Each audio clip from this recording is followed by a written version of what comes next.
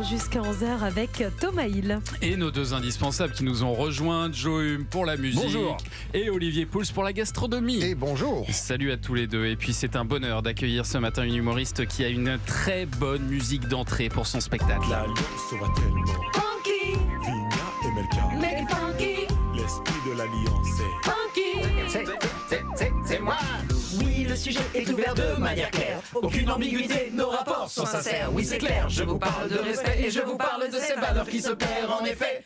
Allez, le monde moderne des sous de nouvelles valeurs. C'est là, il y a de quoi avoir le cœur en mille morceaux. Car le ville studio sont touchés par le manque de respect. Salut les camembert. Et bonjour Caroline Vigneault. Bonjour. Merci d'être avec nous. Pour ceux qui n'ont pas reconnu, c'était Respect d'Alliance Ethnique. Là que Musique, Mars, il écoute, il est refait.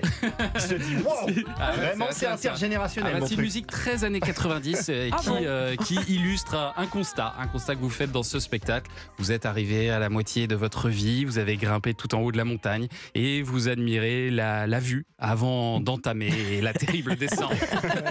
Et encore, c'est hyper optimiste comme version. C'est Oui, c'est une ouais. version très optimiste de ma vie, que je sois que à la moitié.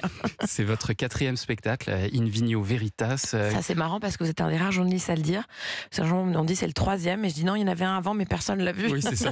Donc bravo pour vos recherches. Comment ça s'est passé la première hier au théâtre Édouard VII? C'était très émouvant, je dois le dire. C'est un magnifique théâtre. Ouais, déjà. bah, c'est ça. Ouais. La classe. C'est la classe, mais comme c'est moi qui produis, c'est un choix que j'ai fait quand j'ai décidé de produire ce spectacle. Je me suis dit, allez, fais-toi plaisir. C'est quoi le théâtre où tu voudrais aller jouer?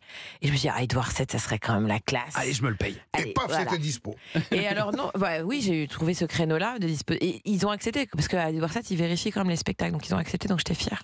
C'est bien, c'est bien. Et donc c'était sympa, il y avait une bonne ambiance. Ouais, il y avait une bonne ambiance, le spectacle était, la salle était complète, donc. C'est difficile les premières, c'est toujours un J'avais moment la particulier. gorge Vous avez nouée. eu un rodage avant, mais enfin quand même. Ouais, non, j'avais la gorge nouée, donc j'ai eu du mal au dire à me lancer un peu, puis évidemment Ouais. les rires arrivent et donc ça va mieux.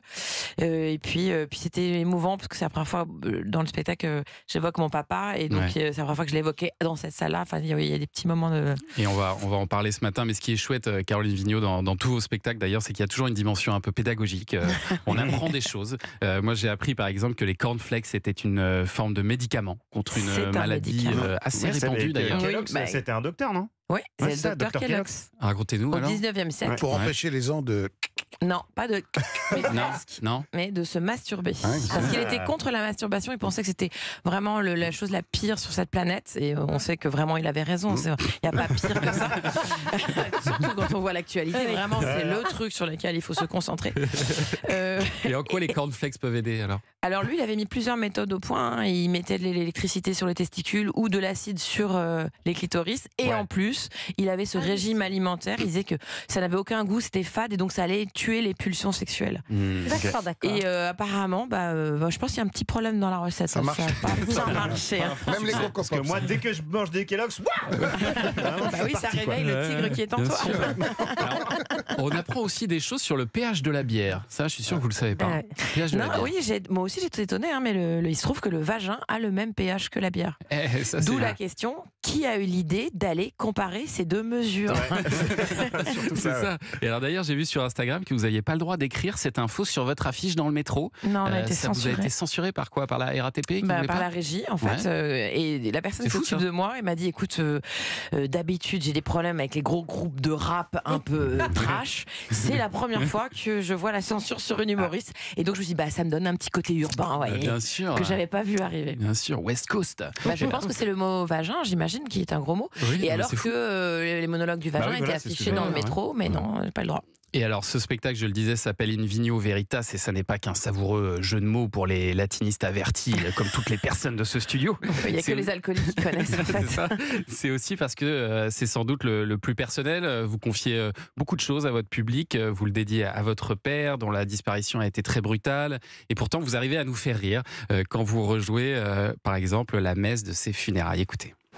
Et puis, il y a eu la messe d'enterrement de mon père. C'est le prêtre qui m'a fait rire par 3 fois, comme Judas, en parlant de mon père, Pierre Vigneault. Nous sommes ici pour accueillir Jean Pignot.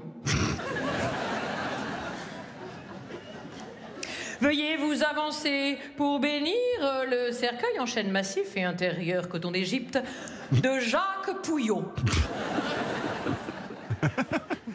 Prions pour les filles de Georges Plumont. Ça s'est vraiment passé comme Il ça. n'en a pas mis Caroline une dedans. Vraiment Pas une fois, il a prononcé correctement le nom de mon père. Et moi, j'arrivais plus à rire. Et ce jour-là, j'ai ri pour la première fois. Mais je pleurais de rire à chaque nouveau nom. Je pleurais de rire. Ma sœur, elle était mortifiée. Donc je me suis penchée sur son épaule et je lui ai dit... Bonne nouvelle, papa n'est pas mort. C'est ça. Et vous racontez d'ailleurs que vous êtes devenue avocate pour faire plaisir à votre père, puis humoriste pour le faire chier. Ouais. Et l'un de vos regrets, c'est qu'il n'est jamais venu vous voir à l'Olympia. Ouais, ça c'est un truc qui restera toujours. Malheureusement, papa n'est pas venu quand j'ai fait l'Olympia en 2016. Il est parti en week-end et je lui dis mais papa, c'est l'Olympia, c'était mon rêve, faut que tu viennes. Ah Il fait, bon, c'est pas grave, je viendrai au prochain. Et en 2022, quand j'ai refait l'Olympia, il n'est pas venu parce qu'il était mort. Voilà. Donc je le dis aux gens, ne repoussez pas à demain ce que vous pouvez faire le jour même, parce qu'on ne sait jamais Ça où est fait le partie sommet. des jolis messages de ce spectacle dans lequel on rit beaucoup aussi. On va continuer à en parler. Invino Veritas, nouveau spectacle, c'est du 11 janvier au 29 février 2024 au Théâtre Édouard VII. Puis en tournée après dans toute la France à partir d'avril.